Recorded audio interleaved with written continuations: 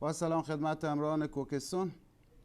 یک مبحثی که دوستان زیاد در مورد سوال میکردم و من سوالای دوستان رو نگاه میکردم، سوالایی هستش که مربوط به ابزارالات گوهرتراشی هستش. همون جان ابزارالات گوهرتراشی خودش انواع مختلف داره. الان که بیشتر ابزارالات چینی هستش همون جان، ولی یه زمانی حدوداً 4-5 سال پیش از آلمان و اوکراین هم ابزار وارد ایران میشد. این درست همون جان صدا رو میگیره؟ خب بیاین اینجا جلوتر همون جان. نه تیغ‌ها بهترین تیغ‌ها یا دیاموندن. خب دیاموند، این دیاموند تنها همون جان، یعنی این الماس قوی داره برای رافبرای، برای تیکه سنگ‌های بزرگ خوب همون جان. یعنی الماسش یک جوری هستش که معمولا گوشه کنارهای سنگ‌ها رو دارای پریدگی میشه همون جان. خب الماس قوی هستش، تیغ کلفته برای سنگ‌های بالای 5-6 کیلو 4 کیلو. این تیغ مناسب هستش، الماسش هم قوی هستش. بعد تیغ بعدش بیان جلوتر همون جان که من نگاه کنم این چی هستش. نیا این دیاموند تول هستش. نیا دیاموند هم مثل همون نوشته، اینجا نوشته تی او او ل. این الماس قوی داره. این تیغی هستش که دوستان سوال کردن که اینا کدوم تیغو میبندن. من دیاموند تولو میبندم. این تیغ هم برای کارهای ظرافت خوبه، هم برای کارهای معمولا سخت‌تر، یعنی برای سنگ‌ها تا 6-7 کیلو هم همون جان مناسب هستش. دیاموند تول. اما این تیغ قلابیش تو بازار هستش. دیاموند اصل عمو جان بیان اینجا 3 تا چی داره، یا یک دایره هستش بالاش، یا که یه مارک چینی هستش روش. بعد اینجا نوشته دیاموند تول، بعد یک مارک کوچیک هم این پایین هستش. یک تیغ اینجا هستش نوشته 200 که مشخصات تیغ رو داده همون جان، 200 ضرب در 09 فلان. خب این هستش. این دوستان اگر تونستن این اینا که 3 تا نمونه داره، 3 تا خط روش هست که یک مارک چینی هستش، یک هم نوشته دیاموند تول و یک مارک هم بین حالت هستش. نه دیده میشه مارک ریزش. و این نباشه، اگر بتونن اینو تهیه کنن، این قابلیت بهتری داره برای کار. و نسبت بینی که این شماره که مربوط به مشخصات تیغ هستش، این اگر روش باشه تیغ یه خورده کارهای کمتری داره همون جان. از لحاظ تجربه من کارهای کمتری داره. همون جور که خودت هم میدونی که از این تیغ گرفتیم و مثلا ما حدوداً با این تیغ 400 کیلو سنگ میبریدیم و اون تیغ حدوداً 30-40 کیلو رو بیشتر نبرید. یک تیغ دیگه هستش که الان خیلی تو بازار اومده، همین مارک هستش، همین کارخونه هستش، الماس ضعیفتری داره. نه همون جان میبینین دونه های الماس رو با هم مقایسه کن که این چقدر دونه الماس بیشتری داره نسبت به این تیغ. این دیاموند تال هستش. نه اینجا نوشته تال، نه ت آ ل، همین 3 خط. این هم اگر که اون شماره روش نباشه همون جان، یعنی مثلا فقط 3 تا نمونه داشته باشه، یه مارک چینی بالا باشه، یک مارک هم پایین و این وسطش هم نوشته تال، خب و این 20 ضرب در 200 ضرب در فلانش نباشه، خب این اگر این 3 تا باشه بازم بد نیست همون جان. این برای کارهای ریزکاری هم به درد میخوره، چون الماس ضعیفتری داره و تیغ قطر کمتری داره. یعنی هم میتونن دوستان باهاش حالت نرمبری کار کنن، هم سخت‌بری. ولی کارایی که این تیغ دیاموند تول داره، این تال نداره همون جان. یعنی اونقدر قدرت نداره تیغش کیفیتی به اون صورت نسبت به تول نداره. هرچند هر دوش مال یک کارخانه است، ولی برای شرایط جداگانه ساخته شده. هر تیغ برای شرایط جداگانه ساخته شده. اما با سگمنت ها همون جان، سگمنت های قدیم اوکراینی و آلمانی بود، خب که الان نیست. یا این از رقم قدیمی هستش همون جان، بسیار کیفیت عالی داره و از این نمونه ها الان تو بازار نیست همون جان. بیشتر چینی هستش. چینی ها اونایی که بر اساس از 60 تا 400 یا مثلا هر چی خواستن 1000 بر اساس اون ریز الماس روش دیده میشه همون جان. اینا خراب بشو نیست، فقط 80 و 60 شما مداوم عوض میکنین و این موارد بعدی کسی معمولا تو چند سالم ممکن اتفاق بیفته. من این تیغو 6 سال سگمنت تو 6 سال پیش گرفتم، هنوز نشده که عوض کنم، ولی شاید 40 تا 50 تا 80 و 60 تو گرفتیم که همون جان تو مغازه هستش، تو کارگاه هستش. و این موارد اگر بهترین ابزارالات مال اوکراین و آلمان هستش همون جان، اگر اینا نتونستن تهیه کنن، بازار الان مال چین هستش، بازار آلمان و اوکراین گیرونه که سی بی ان الان سی بی ان ها اومده که مثلا سی بی ان قبلا کاری اینو انجام میداد، این جدید هستش همون جان، قبلا این کارا با سی بی ان انجام میشد. سی بی ان یک چیه گرد هستش مثل همین پد و گردشی هستش همون جان، چون کار با سی بی ان همون جان برای کفتراشی زحمت داره و خیلی باید حرفه‌ای باشه. اینا کارش سرعت بالاتری داره. سی بی ان معمولا 6 سال 7 سال کار میکنه، ولی چرا دوستان سگمنت رو انتخاب میکنن؟ چون کار با سگمنت راحته همون جان. شما الان یه سی بی ان 4 میلیونه، اینا یکی دونه 500,000 تومان 550,000 تومان هر سگمنت الان هستش، ولی دوستان سعی میکنن اینا سری به سری هم خراب میشن. ولی من الان دیدم اصلا کسی سی بی ان، خیلی موارد کمی میفته همونجا که کسی سی بی ان استفاده کنه، همه از این سگمنت ها استفاده میکنن چون سطحش یه جوری هستش که کفسازی باهاش، کفسازی نگین باهاش، پیز نگین ساختن باهاش کار راحتی هستش. یکی سمت یه سگمنت اینجا هستش، نه این سگمنت های قدیم بوده اونجا، نه این دو طرف هستش اونجا، این طرفش میشه بی این نرمی، نه این 1000 هستش و این طرفش هم 1500، یعنی به حدی نرم اونجا. خب این از رقم خوب قدیم بود که الان نیست، از اینا همه چینی میاد و یک طرفه هستش اونجا، نه اینا که الان هستش یک طرفه هستش که حالا تو اونجا نشون خواهم داد که چقدر ما تا حالا سگمنت عوض کردیم و سگمنت های مدل پایین کسی عوض نمیکنه همونجا. خب بعد میریم رو بحث پد همونجان، یا پدا دو نمونه هستن همونجان، اینایی که من تجربه خودم هستش، من به تجربه دیگران سعی میکنم که این تجربه خودم هستش که میخوام انتقال بدم. یکیش آلومینیومی هستش اینجوری، یا همونجان چقدر نرمه، این فوم روش نرمه و این هم نه این مربوط به این قرمزا هستش، این هم یک سبک پد است، نه چقدر سخته عمو جان. این پد باید از سنباده 400 به بالا استفاده بشه، این برای 80 طراحی نشده، برای 60 تا 80 این نرمه، اینو باید تو مراحل آخر سنباده های آخر رو روی این بچسبونن دوستان. بعد دوستان میگن این سنباده ما که بر نمیداره، هر کار میکنیم بر نمیداره. این پدتون این مدل آلومینیومی هستش، مدل آلومینیومی که این بافت نرمو داره برای سنباده 400 به بالا هستش همون جان، برای سنباده های نرم باید استفاده بشه، خیلی هم ظرافت خوبی داره و این سگمنت و این پدا برای 60 80 تا 120 تا 200 هم استفاده بشه همون جان، مشکلی نداره. اینا چون بافت زیرش سخت‌تر فومش سخت‌تر هستیش، قدرت برداشتن زیادی داره همون جان، یعنی انعطاف به خرج نمیده، سعی میکنه سنگو بتراشه همون جان. خب بعداً موردی که چی گفتن مرحله آخر پولیش چیکار کنیم که خب شما میتونین یه پد بزرگتر یا یه پد آدمی پدا یه تیکه سنباده، یه تیکه چرم گاوی، خب هر چرمی باشه اشکالی نداره، آدمی کفاشی ها میتونین چرم همین ورقی هستش بگیرین بچسبونین روش. بعد از این که شما سنباده 1000 یا 1500 استفاده کردین، این چرم صاف بکنین آینه‌ای میشه، یعنی حالت برجسته به خودش میگیره اونجا.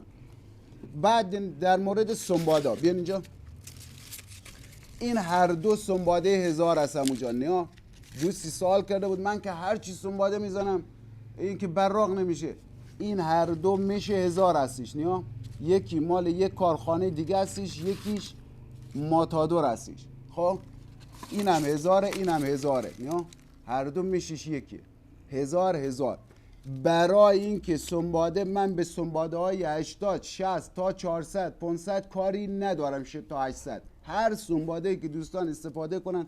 ورق سنباده الان 20000 تومن عمو جان، خب 20000 تومن داریم، 25 تومن هم داریم، 60 تومن هم داریم عمو جان. خب 60 تومنی ها ماتادورن که روش هم نوشته ماتادور، حالا من از یه برند دارم تبلیغ میکنم نمیدونم، برای 1000 حتما باید ماتادور دوستان استفاده کنن، یعنی با اینا براق نمیشه، ولی برای سایزهای پایین سعی کنن از اینا استفاده کنن، چون اینا به صرفه هستش و این سنباده ماتادور تقریبا براشون حالت غیر قابل صرفه خواهد بود. یه تبلیغ برای هر دوتا شده اونجا. خب از 80 60 تو سعی کنن از سنباده های 20 تومانی 25 تومانی ورقی استفاده کنن و از سنباده 1000 و 1500 تا 3000 رو از ماتادور استفاده کنن اگه میخوان خیلی پولیش براقی داشته باشن که میخوان 2000 اونا رو هم ببندن. منظور من اون هستش که گفتن 2000 اوناش هم ماتادور ببندن. خب اینم بحث سنباده ها بود. سنباده ها چندین کارخونه هستش اونجا، هر کدوم یه مش مخصوص به خودش داره. بعد گفتن فیروزه نیشابور با فیروزه دامغان و اینا چه فرقی دارن؟ فیروزه کرمان و نسبت به فیروزه نیشابور و دامغان حالت آهکی‌تر داره، هر چند که اونم موارد رگه‌ای داره، رنگش هم آسمونی تر هستش. فیروزه کرمان نسبت به فیروزه نیشابور عمو جان، فیروزه نیشابور یه خورده مس بالاتری داره عمو جان، به خاطر هستش که یه خورده رنگ قشنگتری نسبت به فیروزهای دیگه داره و تو جهان هم معروف هستش. فیروزه کرمان معمولا درجه سختی کمتری داره و معمولا با چسب عمو جان فیروزه رو تراش میدن. یه چسبی هست به نام مکسبون که اول سنگ و چسب میزنن عمو جان، بعدن شروع به تراشش میکنن که دم استگمن متلاشی نشه عمو جان. خب یکی سوال کرده بود که این چاقویی که تو جیب اونا تو خط انداختن چه؟ این چاقو پیونزنی بود عمو جان. این چاقو پیونزنی پسته هستش عمو جان. اون چاقو پیونزنی بود، چاقو خوبی هستش، بو خاطر من همیشه همراهم هم هستش عمو جان. خب در مورد توپیا دوستان سوال کرده بودن که توپیا رو ما برش زدیم هیچی از توپیا داخلش در نمیاد. توپیا بستگی داره که از کدوم منطقه استخراج شده باشن. توپیا یا از فردوسن که بهترین توپیا مال منطقه فردوس بغداده، یک دو سه تا روستا هستش محمد آباد و اینا هستش، یکی سمت قاین هستش ابو جان که توپی گلدار در میاد. توپیای فردوس یک منطقه گل هستش، منطقه ای که گل استخراج میشه معمولا آماتیس هم امراش در میاد و رنگی. تو منطقه ای که دارن آماتیس استخراج میکنن گل کم در میاد اونجا، شاید از 100 سنگ 200 سنگش یکی دونه گلدار در نیاد و رنگی کبود زیاد در میاد. توپیا رو اول باید دوستان پوسته تراشی کنن. یا من از همین توپیایی که اینجا بود بیان جلوتر اونجا تا این سنگ اگه بریده میشد اونجا هیچی مشخص نبود، یعنی من پوسته سنگو بر نمی داشتم اونجا هیچی مشخص نبود، گلم رفته بود. این سنگ اینجوری یا ما برش میزدیم یا اینجوری دیگه طولی برش میزدیم، یا گل فردوس روی سنگ تشکیل شده. بسیار موارد استثنایی هستش اونجا که گل داخل سنگ رفته باشه و تشکیل شده باشه. گل فردوس معمولا روی سنگ تشکیل شده و توپیایی که ما برای دوستان میفرستیم 10 کیلو 20 کیلو یا 100 کیلو میخرن، دوستان باید اول اینا رو با سگمنت 60 یا با همون ابتدای تیغ، همون خطی که با تیغ روش میندازن، یک تستی روش بکنن. یا اینم یکی از اون توپیا بود، یک حالا پولش خورده، اینم یه توپی هستش، توپی دوکین. یا این اگه کافی بود برش بخوره همونجا. چطور ما برشش میزدیم؟ اینجوری. خب چی ازش میمون؟ این نقش روش میرفت. اول توپیا رو باید شما تست کنین که ببینین این توپی سطح ظاهرش چیزی داره یا نه، در اون صورت هستش که شما بعدا اقدام به برش کنید. که از دوستان دیگه هم سوال کرده بودن که حدید رو چطور تشخیص بدیم. ما حدید گرفتیم آن رو با بهش جذب میشه، حدیدی که آن رو با بهش جذب بشه همونجا سنگ آهن اونجا ریخته، 2 کیلو از اونجا از سنگ آهن، از اینا مال سنگان خاف هستش. این کامیونا بار میزنن از اینا سنگان خافه، اینا حدیده، حدید نیست همونجا سنگ آهن، حدید اینه. یا موقع تراش رنگ قرمز پس میده مثل خون، به اون حالت هم بهش میگن سنگ خون. یه نمونه قرمز هم داره عمو جان، یه نمونه هم سلیمانی. اینا حدید اصل هستش. حدید اصل ما فقط توی تا حالا دوستانی که خریداری کردن به ما گفتن ما از قم خریدیم، از مشهد، از حوالی تپه سلام مشهد هم داره و سرایان داره. حدید مواردی که از روستاهای اطراف جمع آوری شده سنگ جاسپر سیاه بیابونی هستش عمو جان. اونا حدید نیست، حدید 2 برابر سنگ عادی وزن داره و تراشش مثل آینه هستش. اینم حالا خارج از بحث بود که گفتن. خب دوستان گفتن دستای کلنگ ما که شل شده بود، اینم بحث ابزاره. برای دستای کلنگ ما الان دوستان گفتن ما انار نمیپسندیم، اونقدی هم که ما چوب آلوچه و چوبای دیگه نداریم عمو جان. ما براشون بید بستیم. دسته چوبی که دوستان بپسندن انار خوبه. بقیه چوبا معمولا با گذشت زمان جا باز میکنه عمو جان. فقط این چوب انار هستش که یا چوب آلوچه و یک چوبای دیگه دوستان گفتن که سرخدار هم همینجوری هستش که خیلی محکمه. این من خودم چوب انار رو میپسندم با آلوچه رو عمو جان. بقیه چوبا به درد دسته کلنگ نمیخوره، معمولا جا باز میکنن، ولی دوستان میگن ما انار رو نمیپسندیم، مجبورا براشون بید میبندیم عمو جان. ولی دیگه اعتراضی نباید دوستان سر این موضوع داشته باشن، چون به گفته خودشون ما بستیم و الا من برای دوستان معمولا چوب انار میبندم. چوب انار 10 بار این کلنگ خراب بشه، 10 تا ترکم رو این دسته باشه، باز 20 بار تا 10 بار از چوب بید محکمتر هستش عمو جان.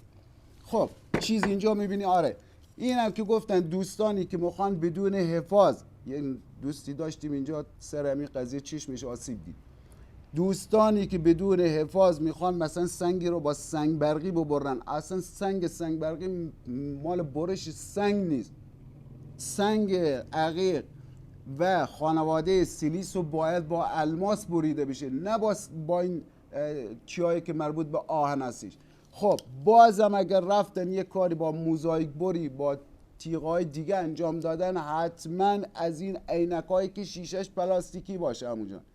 شیشه‌ای نباید باشه، پلاستیکی که اگر بهشون خورد، یا این چیایی که زمان کرونا بود عمو جان، از اینا ببندن که به چشمشون آسیبی نمیشه. بنده خدا چشمش کلا فکر کنم از دست داد.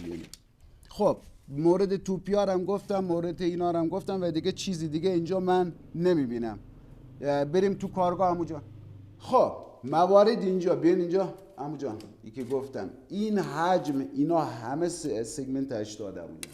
خب ولی ما یک دونه رو چند سال پیش فکر کنم بستیم برای نرم، یا یعنی هنوز یکی دست نکرده، پیچشو کسی باز نکرده عمو جان. یعنی فقط جنسش یعنی یه جور هستش که فقط شما 60 و 80 رو خراب میکنید.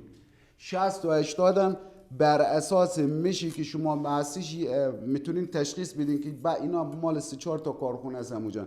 یکی مشش قوی تر هستش، تعداد ذرات الماس روش خیلی زیاده، و یکی هم که شما دیدین تو کاغذ زیاد الماس ریخته، یعنی اون جلدی که داره میبینین توش زمانی که شما سر کاغذ رو باز کردین زیاد الماس، تیکه های الماس ریخته. اون به درد نمیخوره، اون چسبی که اینو بهش چسبونده چسب به درد نخوریه. باید توی اون کارتونه هیچ الماسی ریخته نباشه، حداقل کم باشه عمو جان. و زیاد ریختنش یعنی اون مشیش به درد نمیخوره. همینجا دوستان گرفته بودن دم دستگاه، با یک بار گردش کلا ورقش مون عمو جان، هیچ چیز نمون، همین ورق آهنش مون. خب پس به دوستان اینو که گفتیم، شما سنباعه سگمنت های 80 و 60 و زیاد تخریب دارین، زیاد عوض میکنین، اینا رو سعی کنین مش خوبی بگیرین. و سگمنت مدل پایین زیاد کسی عوض، اینایی که مش نرمی دارن کسی زیاد عوض نمیکنه، ممکنه شما هر 4 سالی 5 سالی هم یکی عوض نکنید. خب نیا در مورد مسائل گوی تراشی و ابزار گوی تراشی، این مارکش هستش دیگه، حالا تبلیغ نکنم اب نداره اونجا، نه چه اب داره، ریزو هستش. خب این خوبه، نیا این یه زمان این برای چی هستش؟ برای برش سرامیک هستش. یه تیغه داره اینجا، یک آلت مته وسطش هستش اونجا، اون مته رو باید باز کنن، خودش آچارش همراهش هستش اونجا. اونایی که آچارش با اون شیش گوشش همراه خودش هست جنس بهتری دارن. این ریزو قلابی هم داره، ولی این مارک ریزو خیلی خوبه. شما الان حساب کنین دوستان، میگم ما 3 تا گویی که درست میکنیم یک گوی تراش رو خراب میکنیم. شاید من با تا بالغ بر 200 تا حالا با این چند تا 200 تا 500 تا حالا گوی از اینا درست کردیم عمو جان. همین چند نمونه‌ای که داشتیم اولا که گوی با دست درست میکردم، ولی تقریبا یه مدت شده که با اینا دارم گردش میکنم، یعنی مرحله آخرش رو گردیش با اینا میکنم. ریزو رو بهترین مارک میدونم، این مارک خیلی خوبه. و یکی هم این که یا این نو گرفتم عمو جان، یا این هم یه مارک خوبی هستش. خب ولی هنوز کاراییشو نمیدونم عمو جان. نه قیمتش هم روش نوشته 285 تومن، سایز 5 هستش. خب ولی گوی تراش قیمتش عمو جان 2 میلیونه، گوی تراش اصل. یک مارک این نمیصرفه عمو جان. یا این یکی این گوی تراشه، این مال سرامیکه. این گوی تراش عمو جان نمیصرفه. چون حالا دوستانی که توانای مالی دارن این اگر مثلا 10 تا گوی هم درست بکنه مثلا که بعدا این میشه داخلش خراب بشه قیمتش حدود 1,200 1,500 قیمت همینه که 5 و اینا بر اساس سایز بالا تا 4 میلیون هم میره اونجا. سایز 8ش که دیگه بالاترین سایز اینا 7 تا 8 هست اونجا. بعد این از اینا تهیه کنن که هم ساده براشون تهیه بشه هم این که خرج کمتری داشته باشه. یا یکی از این که دلایلی که ما این فیلم داریم میسازیم یعنی بتونین هزینه ها رو کاهش بدین، یک چیزی درست کنین با کمترین هزینه ولی با ابزار خوب. شما الان ابزارها چون زیاد شده تو بازار مارکای خیلی عجیبی اومدن و این که دوستان مثلا بتونن یه مارکی رو پیدا کنن که کارایش خیلی خوب داشته باشه خودش یه هنره عمو جان. الان تو این بازار پیدا کردن. اینم جدیدن اومده سرامیک هستش عمو جان. یا این پد سرامیکی هستش عمو جان. من که تا حالا باهاش کار نکردم عمو جان ولی گرفتم. پدش هم این هستش. اینم همون چیه که مش بندی داره عمو جان. اینا مش بندی داره. مش 500ش هستش. من که با اینا کار نکردم چون فکر کنم اگر ناخون بره لای اینا ناخون گیر کنه ناخون تو بکنه اونجا. سرعت دستگاه بالاست. خب برای ابزارالات این ابزارالاتی که خوبه استفاده کنن اینا هستش عمو جان. محک هستش چون این محک 2752 حالا اینو روی اینه که توضیح که نو هستش. خب محک هستش باید اینای دیگه عمو جان که مال تراشکاری هستش اینای دیگه اینا 3000 دور نیست عمو جان. اینا 2752 و نزدیکترین دور رو برای گوهر تراشی داره. برای گوهر تراشی باید حداقل 3000 دور باشه ولی 2750 جواب میده. چطور جواب میده؟ چون که این 20 نبندین روش 10 و 15 ببندین. این زمان چون طول زیادی نداره گردشش همینجا جبران میشه. و یکی که دوستان گفته بودم من این تیغای سرامیک بورد یا همین نو همینجا هستیش. منم رفتم این کلیپو دیدم که این بسابونین که از اینا کمتر بشه. اصلا تیکون نداد سنگو. هیچ چی به اصلا کارایی نداشت. همینجا گرفتم هیچ کارایی هم نداشت. خب نه این تیغو میبینی عمو جان؟ این نرم بوره. بیش میگن تیغ نرم بور. نه این نرم بوره برای موارد استثنایی استفاده میشه. تیغ چی کار شده؟ تیغ رو به هیچ عنوان با این نبندین. من تو فیلمام دیدم دوستان این رابطش هست عمو جان. اینو نبندین که این اگه خارج بشه میتونه زخم عمیق ایجاد کنه عمو جان. یعنی یه زخم عمیقی این سبک اینا میگن اینا دستو نمیبرن نرم بر دستو میبره عمو جان. مثل پنیر دستو میبره. یعنی گوشتو مثل پنیر میبره. همون تیغای گوشبوری که تو مرغ فروشی ها استفاده میکنه همینه تقریبا. این تیغ نرم و باید اینجا ثابت ببندن این طرف دستگاه. این طرف دستگاه نه این تیغ بره داخل این شفت دستگاه و پیچ بشه از اینجا. نه این که حالا اینجا که پیچ هستش نه این هستش. 2 تا بوش داره عمو جان. 2 تا بوش این تیغ اینجا قرار میگیره. صبر کن اینو من ببندم. نه این بوشه اینجا این اینجوری این ثابت باشه و این طرف بسته بشه. یه بوشی داره خودش عمو جان که وسط این کیپ میفته که بسته میشه. این نباید تیغ برش و دوستان بیژنوان نیان روی اینا ببندن که این سه نظامو داره. این اگه پرت بشه عمو جان میتونه زخم عمیق ایجاد کنه. و این سگمنت ها اینا هم که کلا فرق داره. دوستانی که میخوان تو خونه کار کنن خب این سرصدای کمتری داره عمو جان. نسبت به چیای دیگه نسبت به اون دستگاه و 20 سانتا سرصدای کمتری داره و میتونن از اینا استفاده کنن. یا اینا خودش پله‌ای هستش. هر جاش یه پله بسته میشه. اما 20 هم روی این بسته میشه. این پله‌ای هستش. هر سایدش برای یک قسمت هستش. چون اینا بعدی داخلش اینقدر سوراخ داره. بعدش 2 بعدش 3 عمو جان. خب و این روی این پله‌ها بسته میشه. اینا تو مغازه‌های ابزار فروشی هستش عمو جان. خب دیگه چیزی که من الان اینجا ببینم عمو جان که بتونم چسبایی که دوستان استفاده میکنن چسبی رو استفاده کنن که زیاد چسب نداشته باشه. یعنی کاسپین زرد رنگ اینا خیلی پی وی سی ها خیلی محکم بود. من این بار گرفتم از اینا خیلی اینا محکمه. اینا چسبی رو دوستان بگیرن که بعدن که میخوان اینو بکنن این روی این بسته نمیشه عمو جان. چسبندگیش کم. آره چسبندگیش کم باشه. خب و بعد میگن آقا ما زیاد بستیم دیگه بعدا نمیتونیم اینا رو چی کنیم، مثلا بکنیم. اینا رو اگر روی بخاری که زمستون هستش هم بذاریم کم نمیشه عمو جان، همش کم نمیشه به راحتی. ولی الان هم شما میتونید با 3 شوار گرمش کنین همشو بکنین.